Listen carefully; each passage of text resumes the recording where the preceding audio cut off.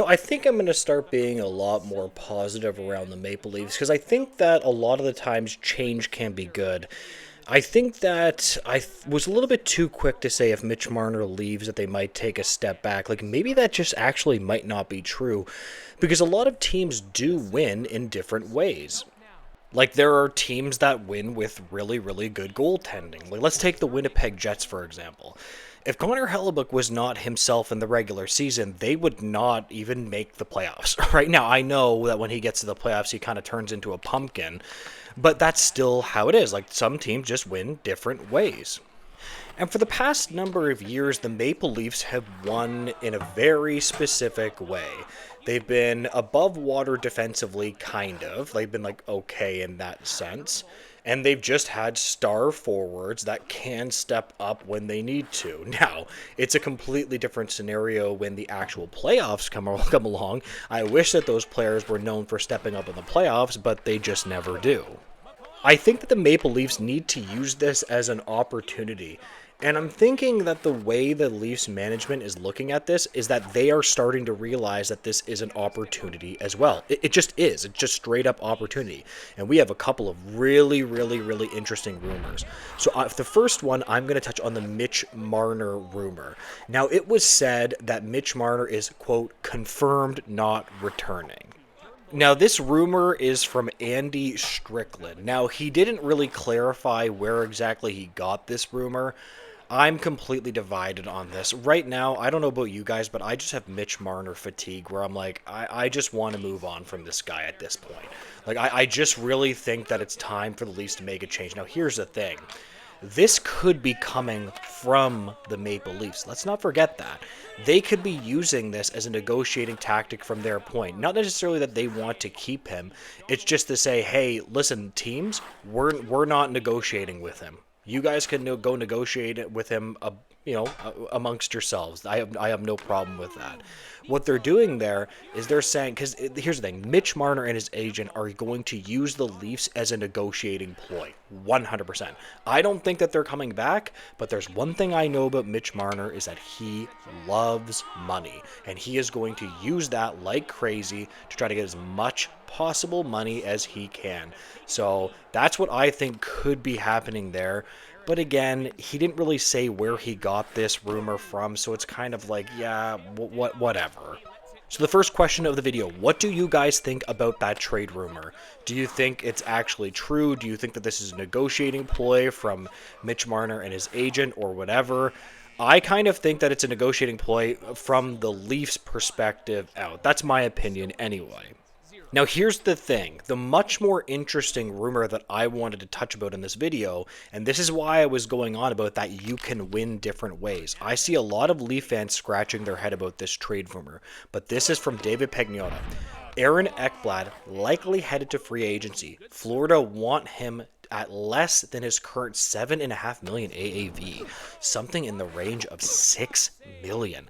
That's what they want to give Ekblad. Like, listen, I understand that people might not like Ekblad. I actually personally do like Ekblad. He's slowed down in his foot speed a bit, but I think that he is the type of player that's still going to be a really, really good defenseman.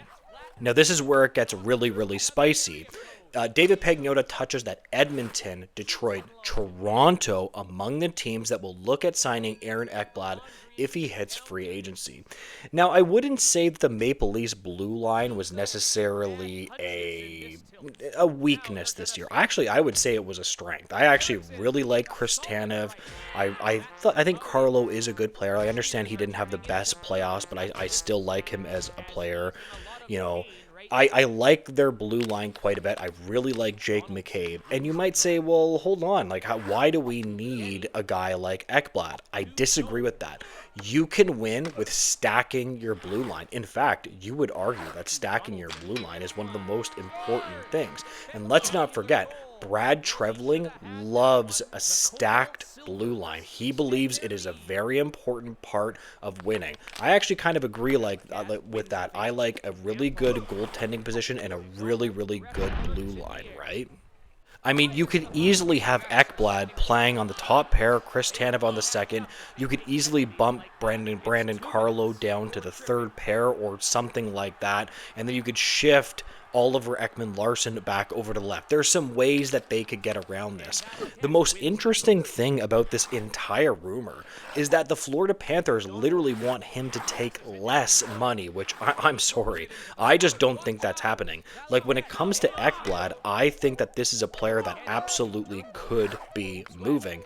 And he's in his late 20s, which isn't that bad, and I'm wondering what he expects to get. Now, I know somebody's going to mention that he had performance-enhancing drugs issue, which is absolutely true, but this is a player that still plays 23 minutes a night. He plays some of the most minutes on the Florida Panthers blue line, and he's a cup champion. This is a very important piece for them. I find the Panthers such an interesting team because they just don't care. You're going to come in at this cap hit, and that's it, and honestly, I kind of respect it. And that moves me on to my next point that I wanted to make, which is John Tavares. These rumors from Pierre LeBrun saying it's unlikely that John Tavares gets like $5 million or less or something like that. Okay, here's the thing. I do think that it's possible that you might need to take a step back in some ways. I understand that them taking a step back in their center position isn't something that a lot of people like, but if John Tavares isn't willing to sign on a reasonable deal, you have to move on.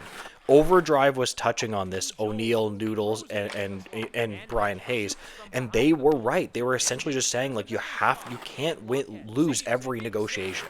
Name me one negotiation of a top guy that the Leafs have won. I really don't see any of them. They always lose negotiations all the time. So again, when it comes to John Tavares, my opinion is you gotta win this negotiation. If he doesn't want to, you have to be willing to let him go, period. That's just my opinion. Anyways, I'm going to end the video there. If you could make sure to like, comment, and subscribe, I would greatly appreciate that, guys. And make sure to have a great day. Goodbye, guys.